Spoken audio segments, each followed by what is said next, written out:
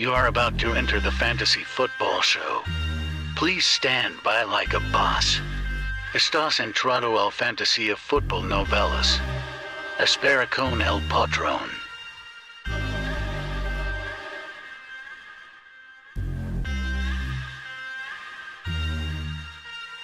Smitty is live Monday through Friday, 7 p.m. Eastern.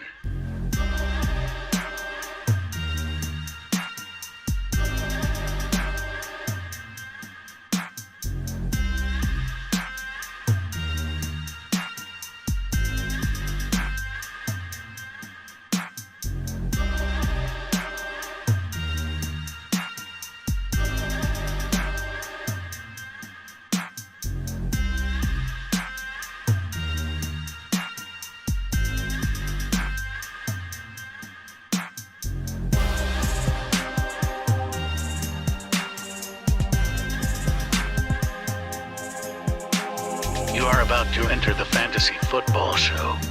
Please stand by like a boss. Estás entrado al fantasía fútbol novelas. Espera con el patrón.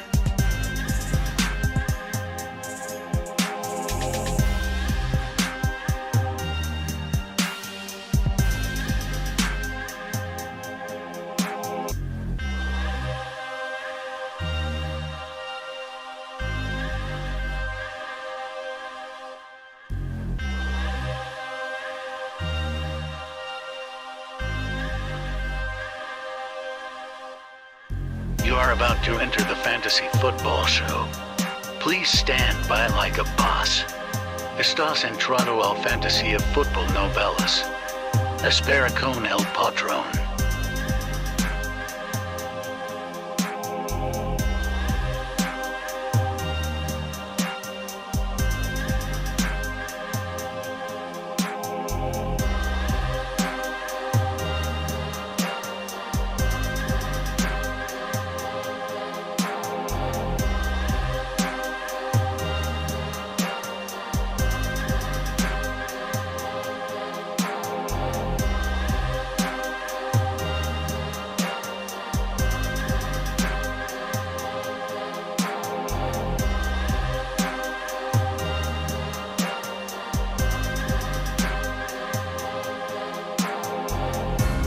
You are about to enter the fantasy football show. Please stand by like a boss. Estás entrado al fantasía fútbol novelas. Espera con el patrón.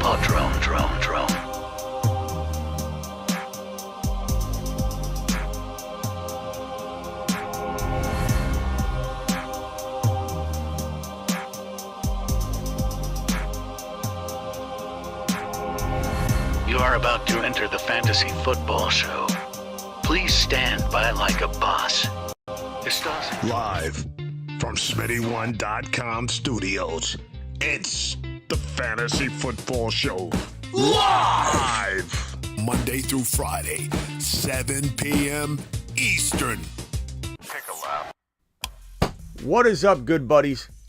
We are back to break down Breece Hall, Kenneth Walker, the second round. This is the pre-draft to the second and third round to break down what we think is going to happen. Where's Kenneth Walker going to land? I say New York. I say the New York Football Jets, who have already had the best draft through round one that I've ever seen in my 20 years of covering this thing as a professional. The 20 years I've been doing this, I've never seen a team knock out of the park 3 picks like the New York Football Jets have. This is the new Cincinnati Bengals. It's happening fast. The turnaround's going to be quick. Everyone laughed at me when I said the Bengals would win the division last year, and the Jets I've been touting for a little while as being a nice bounce-back team, but guess what? They're going to bounce back quicker than even I thought. They're going to be great probably right out of the gate in 2022. Will they make the playoffs? No, it's a tough conference. Will they for sure be a Super Bowl contender in the next 1 or 2 years? Maybe not. The conference is tough, but this New York Football Jets team is going to be a contender in the next, 1 to 3, 4, 5 years, okay? Once they get up to speed, once these wide receivers, Garrett Wilson and Elijah Moore, maybe with Kenneth Walker, if they take the man, or Breece Hall at the 6th pick in the second round, in the sixth spot from the second round right here that you see right in front of your face. They're probably going, in my opinion, one of these top running backs, because I know you like Michael Carter. Smitty, what about Michael Carter? We like him. We do like him, but you know what? Breece Hall and Kenneth Walker are generational capable running backs. You might say, no, Smitty, I've heard the draft class isn't as strong as it was. Use your eyeballs. Use your own eyeballs. These two gentlemen right here, Breece Hall and Kenneth Walker, are more than just the best running backs in this particular draft class. They are actually special talents. Kenneth Walker, number 1 in college football in all of FBS in elusiveness, the number 1 elusive rating. Kenneth Walker, number 2 in yards, and Kenneth Walker, number 1 in forced missed tackles. And you got Breece Hall, who comes into the combine, tears it up, has an amazing combine. Both of these guys show they can catch the football. Don't let casuals come in. Don't let fantasy Karens and casuals come in and say, but Smitty, Kenneth Walker can't catch. Use your eyeballs. Use your eyeballs. Use the eyeballs that God gave you. Okay, or your ears to listen to me when I tell you it doesn't matter what a team does with a player. If they don't throw to a player, it doesn't mean they can't catch the football. Kenneth Walker will be fine. Both of these guys showed at the combine they can catch the football. Both Kenneth Walker and Breece Hall delivered at the combine. In fact, if Breece Hall didn't have such a good combine, he knocked it out of the park, just like the Jets have knocked the draft out of the park. You would be talking about Kenneth Walker's combine. And if Kenneth Walker wasn't first in the nation in forced missed tackles, first in elusiveness, number 2 in yardage, and wasn't so amazing on film, Kenneth Walker is an amazing running back on film. If Kenneth Walker wasn't so good on film, you'd be talking about Breece Hall's film.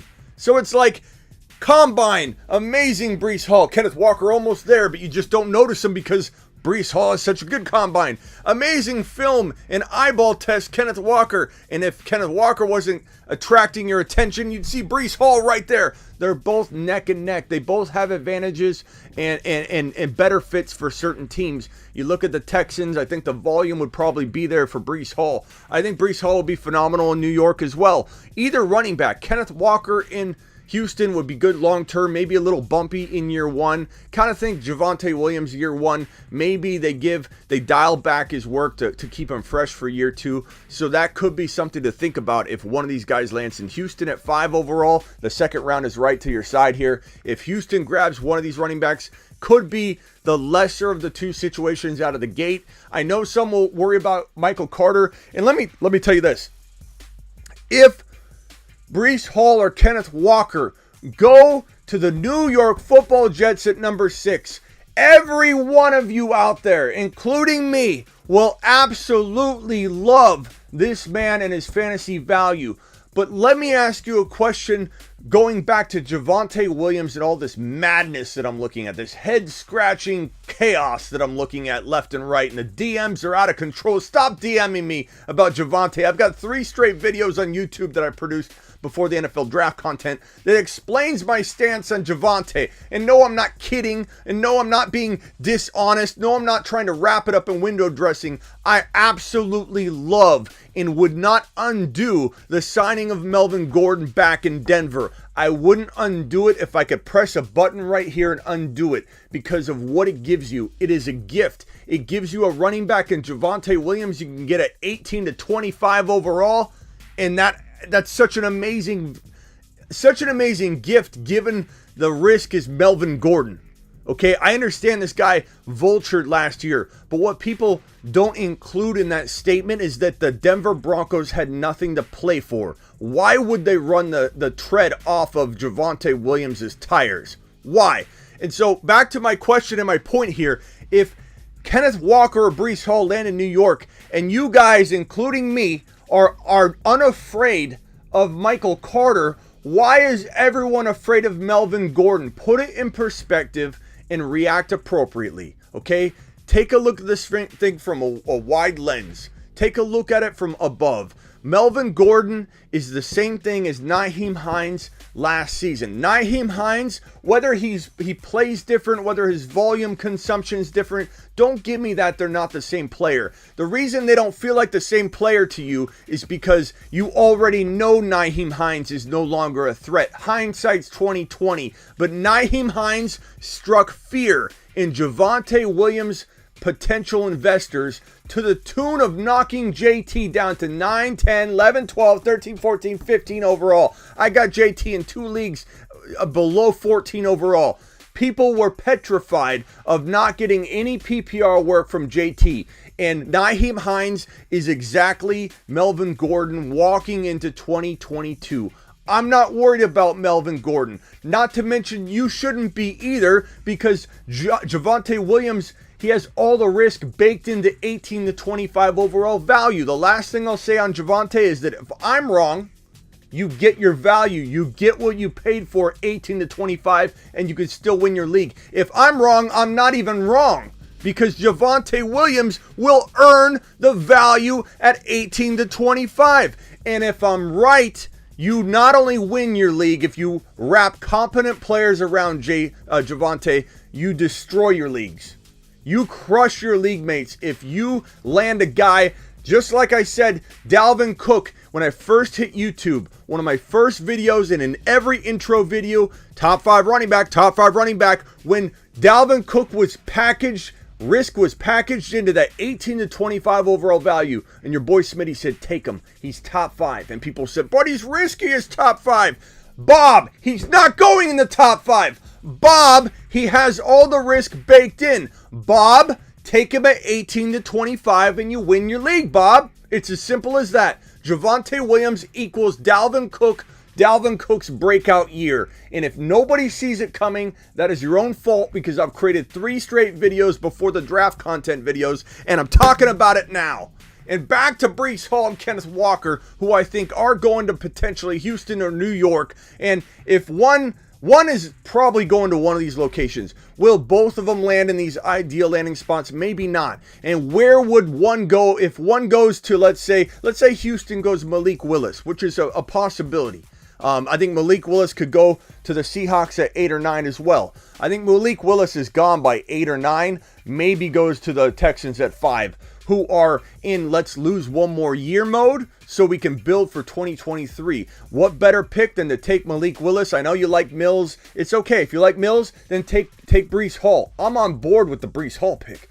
But if you take Malik Willis, let's say, and you're Houston, you can sit him a whole year, and that pick won't hurt your 2023 draft capital, because you want to be drafting high for one more year. Houston knows what they're doing. This isn't Bill O'Brien anymore. I don't want to hear people saying that the Houston Texans are the same old Houston Texans. They're not. You don't realize there's a regime change in the middle of this Deshaun Watson situation, which is why they decided to act the way they did and get rid of Watson and move on, because it's a new regime. They know what they're doing. They're going to build well, and they know that they want to win. They want to lose one more year to build in the draft for 2023. And Breece Hall would be a great selection. Malik Willis would be a great selection. So that's capable. So let's say worst case scenario, only one of Houston and the Jets take Breece Hall or Kenneth Walker. Where does the other guy go? You got the Bears at 7. They're not taking a running back. The Seahawks could, but they signed Penny. I don't know. They could take Breece Hall or Kenneth Walker. They really could. The Colts won't take them. The Falcons, they could be tempted. The Ravens, I hope not, because they're a running back by committee nightmare. The Lions won't. The Washington Commanders won't. The Bears won't. The Saints probably won't. Who is this at 18? The Chiefs. Maybe. At this late, if Breece Hall or Kenneth Walker fall to 18 overall, Chiefs are going to take them. That's a near really late second round pick. And you lost Tyreek Hill. You may be tempted to go running back heavy again and get back to the roots of the KC Chiefs scoring potential at the running back position. So that's my breakdown here. Breece Hall, probably Houston if I'm making the call. Jets take Kenneth Walker. Malik Willis goes at either 4.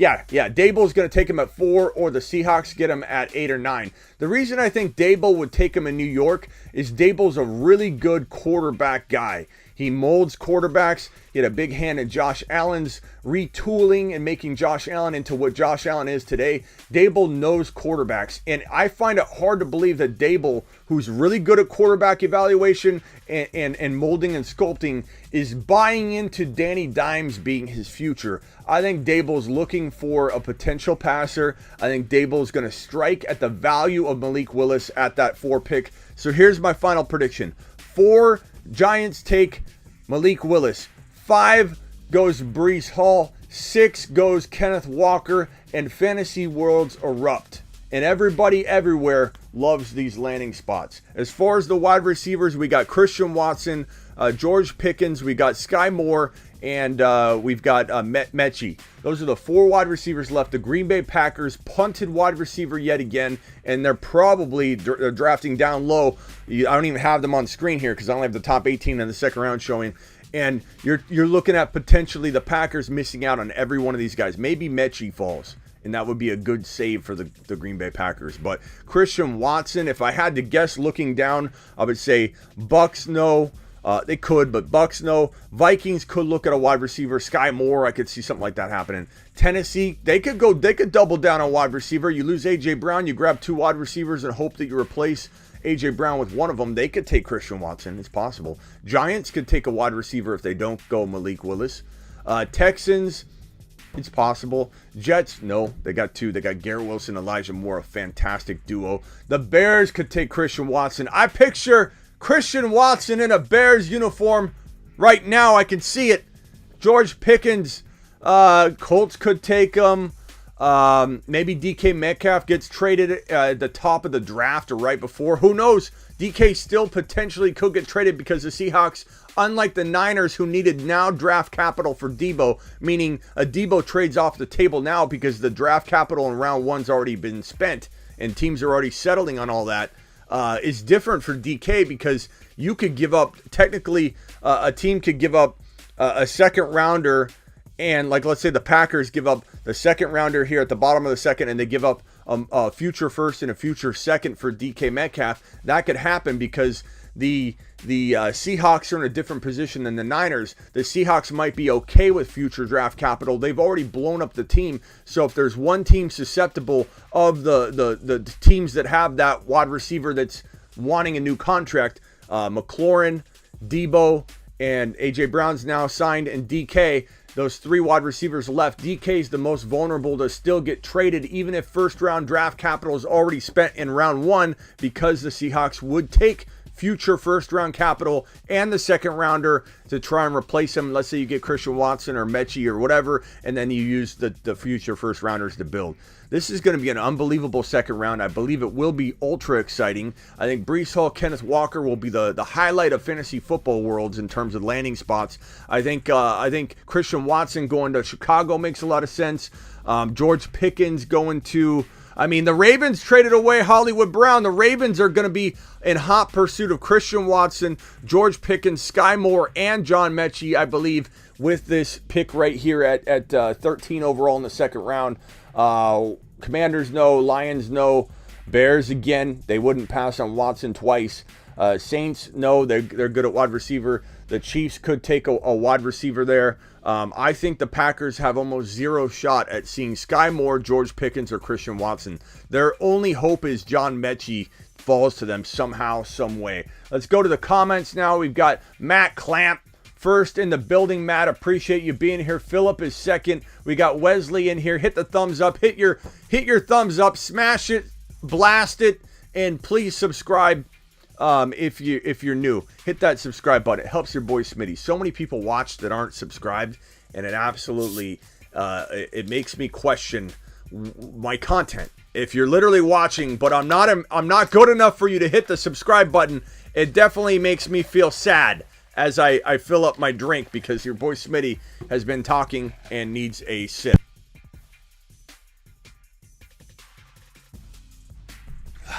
This episode's been brought to you by, unfortunately not a sponsor, Coca-Cola.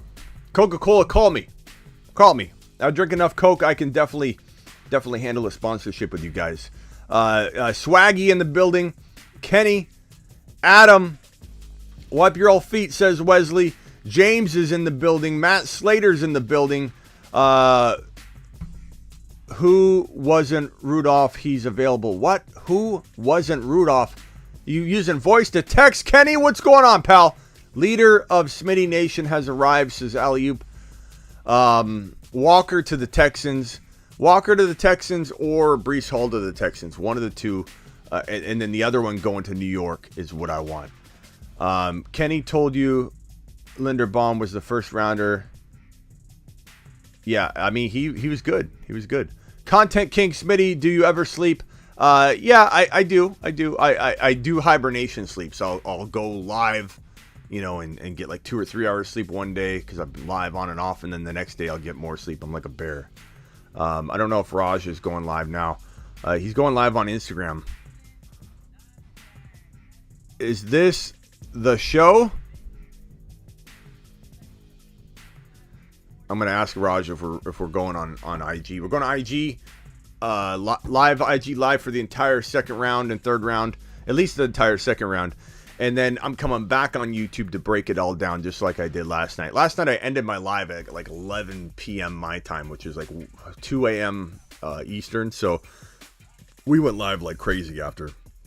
My rookie wide receiver rankings are over here. We've got Garrett Wilson, Jameson Williams, Treylon Burks, Drake London, Chris Olave, Christian Watson, George Pickens, Sky Moore, Dotson, and Mechie. Now, the players that are in the white background have yet to be drafted. The players that are color coordinated are color coordinated to the team that they were drafted to. So you've got Garrett Wilson to New York. You got Jameson Williams to Detroit. Those are my top 2 wide receivers.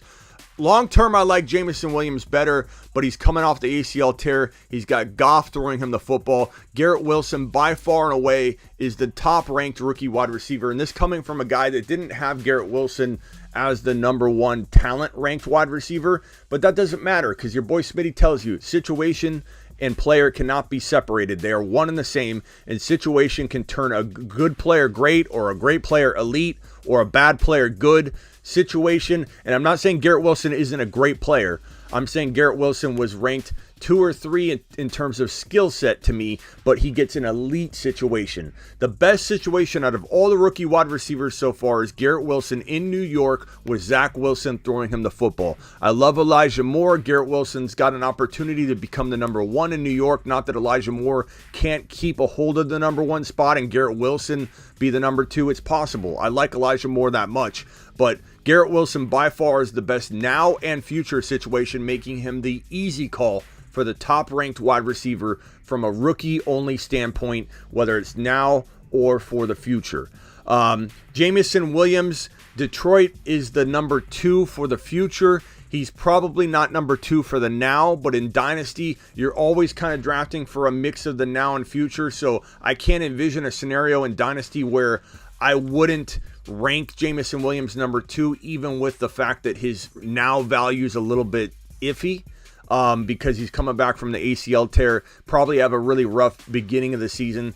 But Goff being there is not the answer. I believe the starting quarterback in 2023 and beyond is currently not on the Detroit Lion roster. Detroit had a great draft. Detroit's doing great things. They're building very well. They've got St. Brown. They've got Jameson Williams. They got Swift. Once they get their quarterback in place, this team is going to take off.